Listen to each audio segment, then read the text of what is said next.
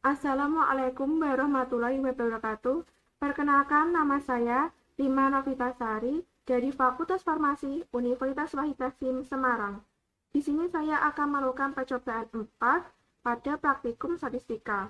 Percobaan 4 menggunakan uji T. Uji T digunakan untuk mengetahui perbedaan nilai rata-rata antara dua kelompok. Ini adalah kasus pertama yang harus kita analisis. Pada kasus pertama ini, kita menggunakan uji T untuk sampel yang berhubungan. Artinya, satu subjek menggunakan dua perlakuan sama, tetapi menggunakan dua kali pengukuran seperti pretest dan posttest. Pada kasus pertama, terdapat data pH emosi mula-mula dan pH emosi setelah pemanasan.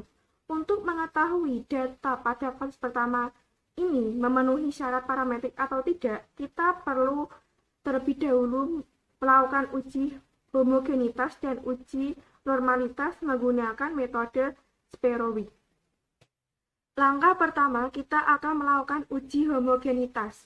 Uji homogenitas digunakan untuk mengetahui data tersebut homogen atau tidak. Pertama, kita akan mengisi data pada variabel view. Pada name, kita ketik aktivitas. Lalu, pada desimal kita pilih 0. Pada label kita ketik uji aktivitas. Lalu pada value pertama kita ketik mula-mula.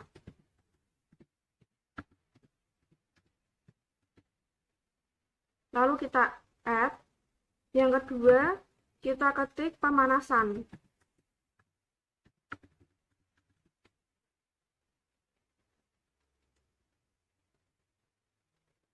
Lalu kita klik OK.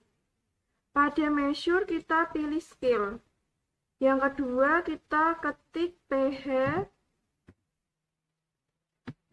emulsi. Pada desimal kita pilih 2. Pada label kita ketik pH emulsi.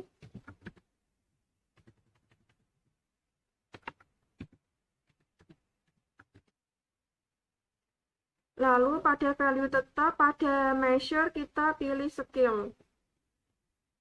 Kemudian kita masukkan data pada data view. Kita klik 1, 4,41, 4,65.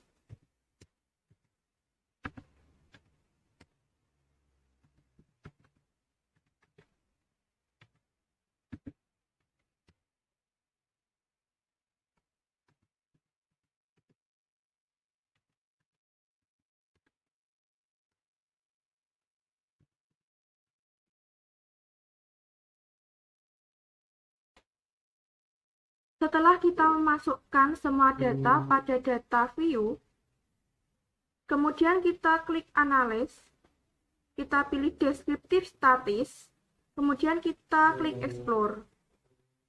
pH emulsi kita pindahkan ke dependent list, uji aktivitas kita pindahkan ke factor list. Kemudian kita klik statis. Kita centang deskriptif. Ini pastikan 95%. Lalu kita klik continue.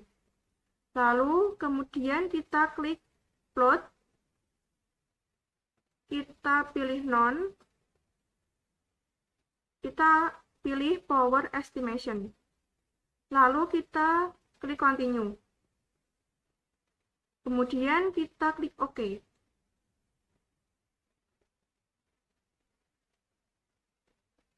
Ini adalah hasil output uji homogenitas. Pada output deskriptif dapat diketahui bahwa rata-rata pH emulsi mula-mula adalah 4,5375. Sedangkan nilai rata-rata pH emulsi pemanasan yaitu 3,9725. Sehingga nilai rata-rata pH emulsi mula-mula lebih besar dibandingkan rata-rata pH emulsi pemanasan.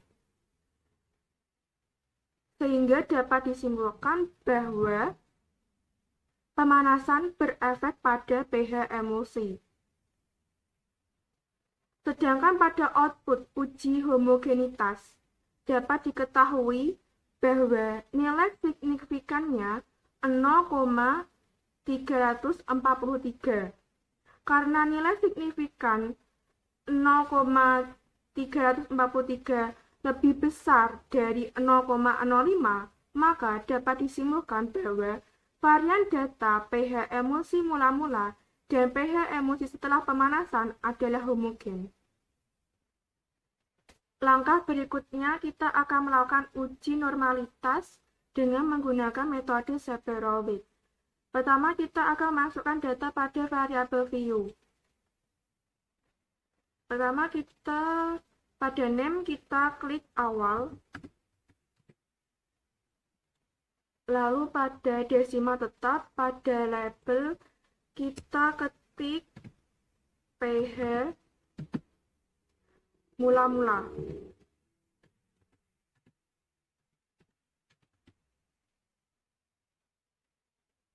Lalu pada measure kita pilih scale. Yang kedua kita klik akhir. Pada desimal tetap, pada label kita ketik pH pemanasan. Pada value tetap, pada measure kita pilih scale. Kemudian kita masukkan data pada data view. Kita masukkan 4,41, 4,02,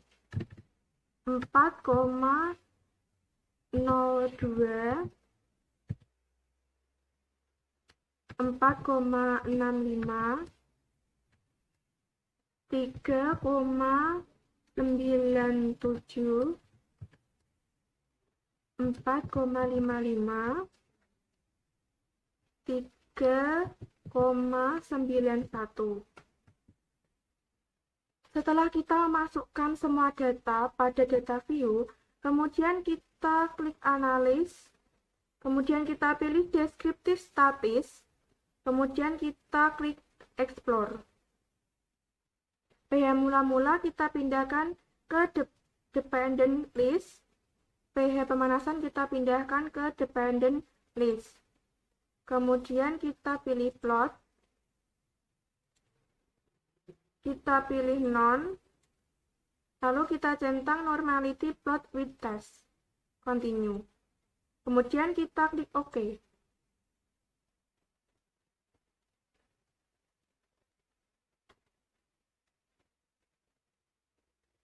Ini adalah hasil output uji normalitas dengan metode Severovich. Dapat diketahui bahwa pada output nilai signifikan pH mula-mula adalah 0,182 lebih dari 0,05 dan nilai signifikan pH pemanasan yaitu 0,006 lebih kecil dari 0,05. Karena salah satu ada yang kurang dari 0,05, maka data tersebut tidak terdistribusi normal. Karena setelah kita melakukan uji normalitas dengan metode Severovich, hasilnya tidak terdistribusi normal. Artinya data tersebut non-parametrik, sehingga kita menggunakan uji Wilcoxon. Uji Wilcoxon pada dasarnya digunakan untuk menguji data non-parametrik yang tidak terdistribusi normal. Tetapi, jika data tersebut terdistribusi normal, sehingga data tersebut memenuhi syarat parametrik, kita harus menggunakan uji T berpasangan. Tetapi karena pada kasus ini data tersebut tidak terdistribusi normal, sehingga tidak memenuhi syarat parametrik, kita harus menggunakan uji Wilcoxon. Pada uji Wilcoxon, langkah pertama, kita pilih analis, kemudian kita klik non-parametrik, kita pilih legency dialog, lalu kemudian kita pilih to related sample, kita klik. Kemudian pH mula-mula kita pindahkan kepada variabel pertama, lalu pH pemanasan kita pindahkan pada variabel 2. Kita centang Wilcoxon, kemudian kita klik OK.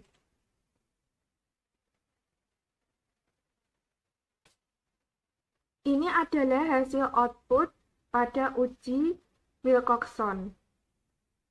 Dapat diketahui bahwa nilai signifikansi pada uji Wilcoxon menunjukkan 0,002, lebih kecil dari 0,05. Dapat disimpulkan bahwa terdapat perbedaan antara pH emulsi mula-mula dan pH emulsi setelah pemanasan. Ini adalah kasus yang kedua yang harus kita analisis. Pada kasus 2 ini, kita menggunakan uji T untuk sampel yang tidak berhubungan. Artinya, satu subjek menggunakan dua perlakuan yang berbeda, yaitu pada kasus terdapat data kadar sakarin pada merek minuman lokal dan kadar sakarin pada merek minuman impor. Untuk mengetahui data pada kasus tersebut memenuhi syarat parametrik atau tidak, kita terlebih dahulu menggunakan uji homogenitas dan uji normalitas dengan menggunakan metode Sparrow-Wheat. Langkah pertama, kita akan melakukan uji homogenitas. Uji homogenitas digunakan untuk mengetahui data tersebut homogen atau tidak. Pertama, kita akan memasukkan data pada variabel view. Pertama, kita ketik merek. Lalu pada desimal kita pilih 0, pada label kita ketik merek minuman. Pada value yang pertama kita ketik lokal. Lalu kita add. Yang kedua kita pilih impor, kita ketik impor. Lalu kita add. Kemudian kita klik OK. Pada measure kita pilih scale.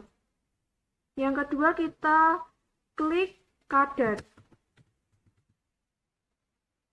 Lalu pada desimal kita pilih 2. Pada label kita ketik kadar sakarin.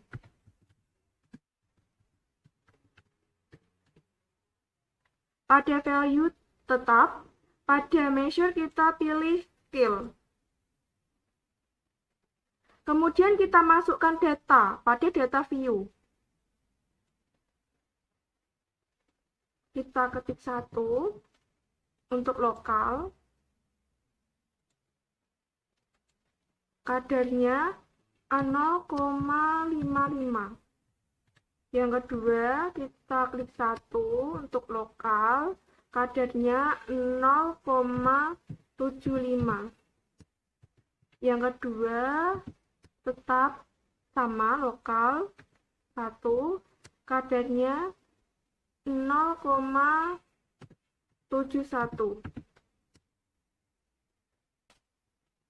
Setelah kita melakukan pengisian data pada data view, kita akan melakukan uji homogenitasnya.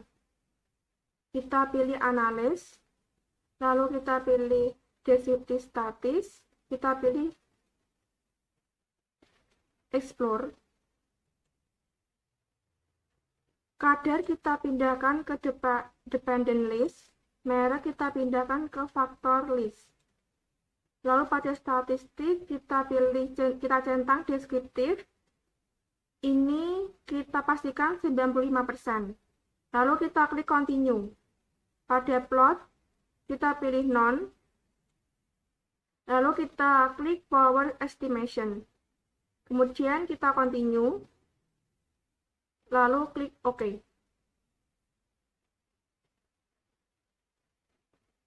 Ini adalah hasil output uji homogenitas. Pada output deskriptif dapat diketahui bahwa nilai rata-rata kadar sakarin merek minuman lokal yaitu 0,5870, sedangkan rata-rata kadar sakarin merek minuman impor yaitu 0,5095. Artinya, rata-rata kadar sakarin merek minuman impor lebih kecil daripada nilai rata-rata kadar sakarin merek minuman lokal. Dapat disimpulkan bahwa pernyataan media massa pada kasus tersebut tidak benar. Ini adalah hasil output uji homogenitas. Dapat diketahui bahwa nilai signifikansinya yaitu 0,662. Karena nilai signifikansinya 0,662 lebih besar dari 0,05, maka dapat disimpulkan bahwa data kadar sakarin pada merek minuman lokal dan kadar sakarin pada merek minuman impor adalah homogen. Langkah berikutnya, kita akan melakukan uji normalitas dengan menggunakan metode Seperovitch. Uji normalitas dilakukan untuk mengetahui data tersebut terdistribusi normal atau tidak. Langkah pertama, kita masukkan data pada variabel view. Pada name, yang pertama kita ketik lokal. Lalu pada desimal 2, kita pilih 2. Pada label, kita ketik lokal. Value tetap, pada measure kita pilih skill. Yang kedua, pada name kita ketik impor. Lalu pada desimal tetap kita pilih 2, pada label kita ketik impor. Pada value tetap, pada measure kita pilih skill. Kemudian kita masukkan data pada data view. Kita masukkan yang pertama 0,55. Pada lokal, pada import 0,35. Yang kedua pada lokal 0,75. Yang kedua pada import 0,56. Yang ketiga 0,71. Yang ketiga pada import 0,53.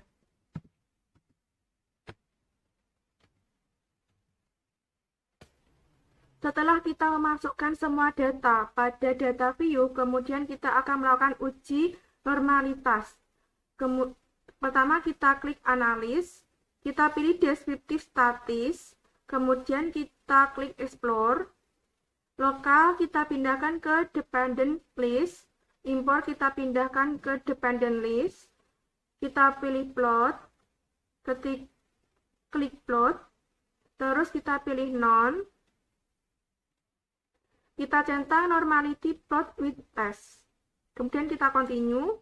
Kemudian kita klik OK. Ini adalah hasil output pada uji normalitas dengan menggunakan metode Seperovitch.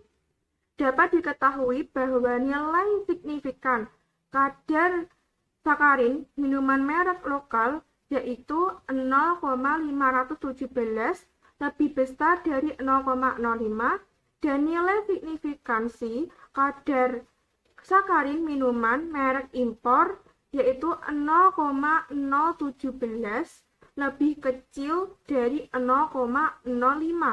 Karena salah satu ada yang kurang dari 0,05, maka data tersebut tidak terdistribusi normal. Karena setelah kita melakukan uji normalitas dengan menggunakan metode Seperovic, hasilnya tidak terdistribusi normal, artinya data tersebut non-parametrik, sehingga menggunakan uji Mann-Whitney. Tetapi jika hasilnya data terdistribusi normal, artinya data tersebut memenuhi syarat parametrik, sehingga menggunakan uji T-independent. Karena pada kasus kali ini, datanya tidak terdistribusi normal, sehingga kita akan melakukan uji Mann-Whitney. Pada dasarnya, uji Mann-Whitney digunakan untuk menguji data non-parametrik yang tidak terdistribusi normal. Langkah pertama yang akan kita lakukan adalah kita klik analis, kemudian kita pilih non-parametric test, kemudian kita pilih latency dialog, kemudian kita klik to independent sample. Pada kadar kita pindahkan ke tes variable list, pada merek kita pindahkan ke grouping variable. Kita klik merek, kemudian kita klik dividend group, kemudian kita pada grup 1 kita ketik 1, pada grup 2 kita ketik 2, lalu kita klik continue.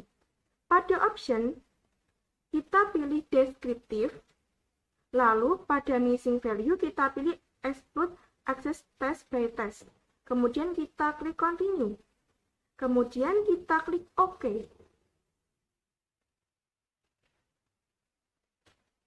Ini adalah hasil output uji Mann-Whitney. Dapat diketahui bahwa nilai signifikansi yaitu 0,310 lebih besar dari 0,05. Maka dapat disimpulkan bahwa tidak ada perbedaan antara kadar sakarin merek minuman lokal dan kadar sakarin merek minuman impor. Sekian video dari saya. Apabila ada salah-salah kata, mohon dimaafkan. Semoga video ini bermanfaat. Wassalamualaikum warahmatullahi wabarakatuh.